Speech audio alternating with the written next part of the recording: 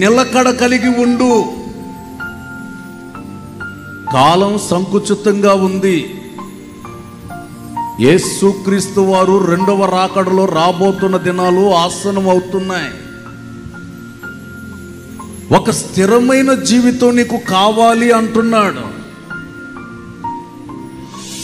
కావాలంటే చూడండి, చాలా మంది ఉంటారు, ఏ సంఘంలో స్థిరంగా ఉండరు. వాళ్ళు తిరుగుతా ఉంటారు.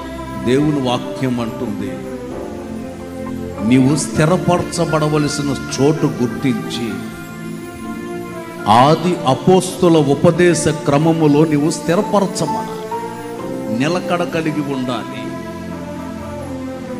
పునాది గట్టిగా ఉందా లేదా చూసుకోవాలి.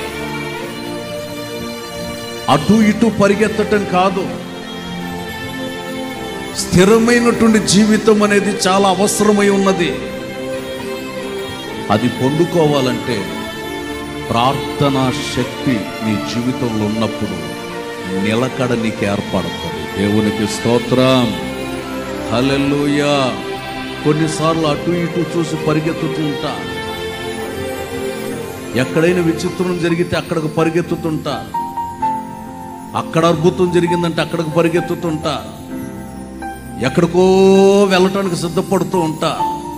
దేవుని వాక్యం అంటుంది, నీవు వాక్యం మీద స్థిరపడి సంఘ సహవాసంలో స్థిరమైన జీవితం అనేది నీకు ఉండాలి. దేవునికి స్తోత్రం.